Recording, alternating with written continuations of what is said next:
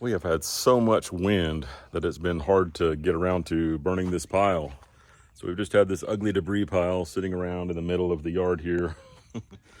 And so today I'm gonna go ahead and light it. It's finally not hard blowing wind.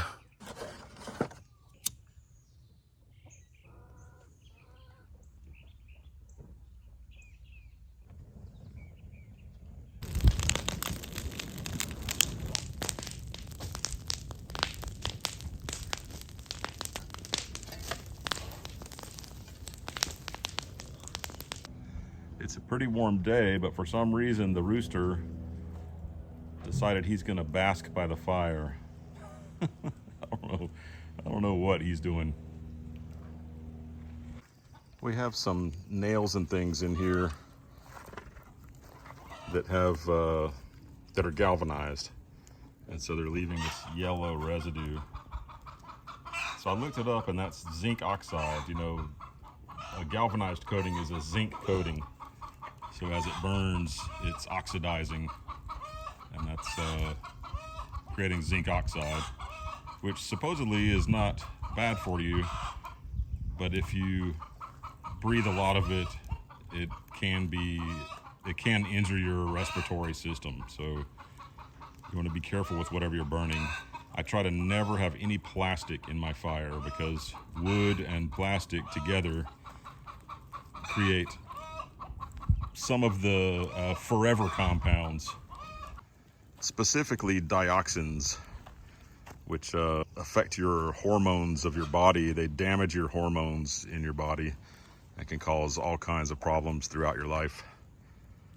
So definitely don't burn wood and plastics together, especially PVC. That type of plastic is the worst. Try to be aware as you possibly can of what is in your fire. When I was down in the woods last time burning a whole bunch of debris, it was all natural plants that came from right there in that area. Nothing unusual. I mean, you know, I didn't know if there might have been a little bit of poison ivy in there or something, but I was breathing that smoke all day, and I thought nothing of it because I didn't think of, you know, I thought there's nothing bad in here. It's just all natural. But something I breathed caused severe cramps in my legs later that night, and so something was going wrong. So basically, even if you are burning natural things and you're being careful, try not to breathe the smoke much. I don't know, you know, if you have some live plants in there, you might get some kind of compounds, like, you know, like I was saying, poison ivy will mess you up if you breathe burning live poison ivy, and I'm not sure if it's dead and brown, it might still have the same compounds, but it'll put sores all over your entire body. So it can be dangerous. Sitting around a campfire is mostly safe. You know, if you have seasoned wood like oak, hardwoods, I mean even pine, but you know, you just don't want to burn pine because it creates a lot more loose ashes and coals that fly off in the air, and it just burns really fast and all your heat is gone quickly.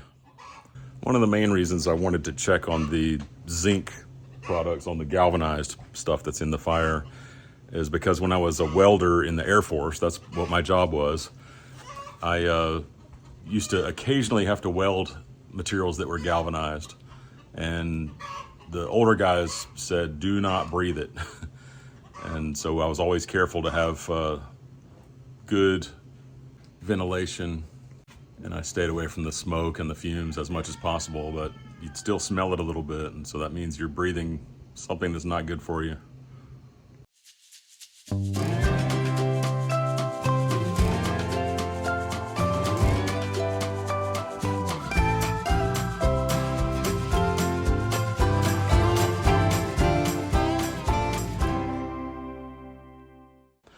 I'm working on my French drain.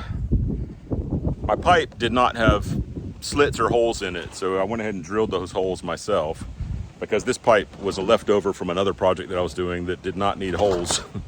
So drilled holes. Instead of having a sock on it, I wrapped it with some landscape fabric, and I'm also using landscape fabric to pour my gravel into. So I also just finished digging the trench today. But right now I'm putting a little dirt in it to sort of snug the pipe up against the greenhouse. And then I'm going to be pouring loads of gravel. Okay, now I'm starting to put in some gravel. I'm wrapping my fabric over and then putting some dirt on top. There's some that just really love cars.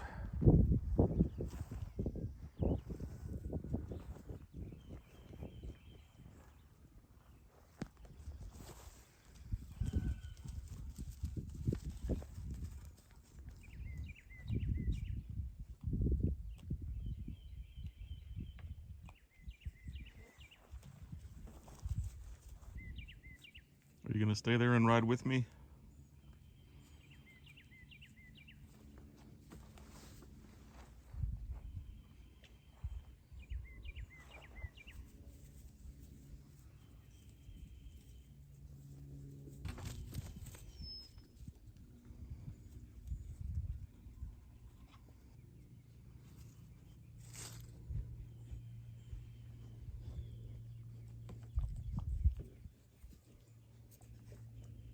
I probably have these greenhouse videos back to back, but it's 3 different days.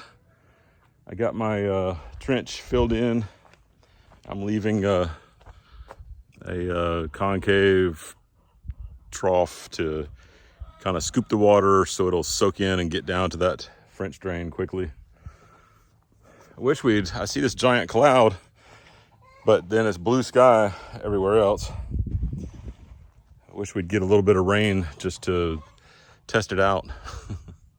But actually, now that I think about it, I might just wet the whole thing, let it kind of get that clay stuck together, so when it does rain, it doesn't just wash all away. I threw a little bit of grass seed over here, so maybe we can bring this back to life.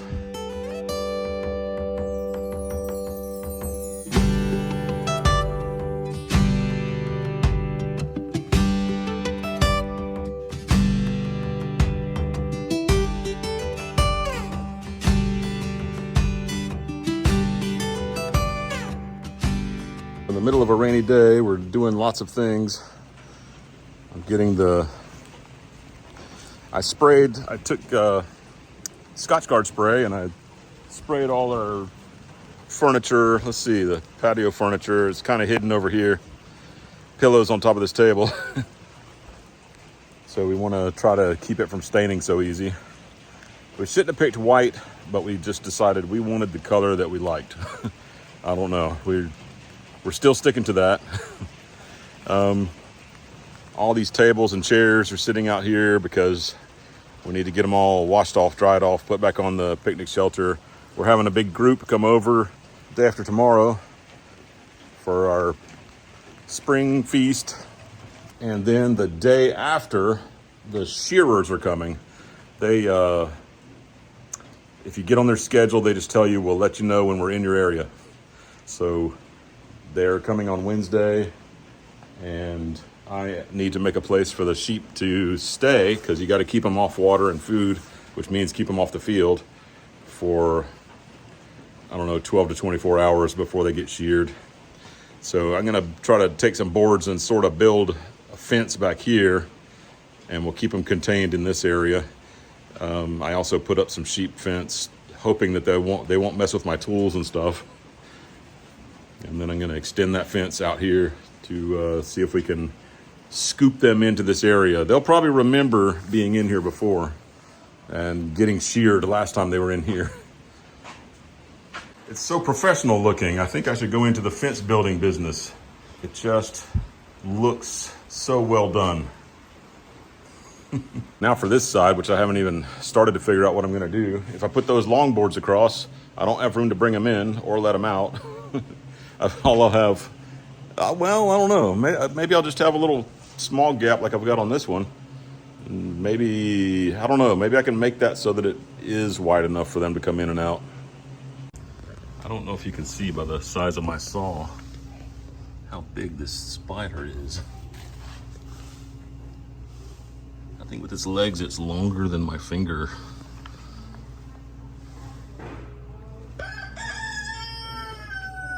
Must have been in a fight or something. He's missing one of his front legs.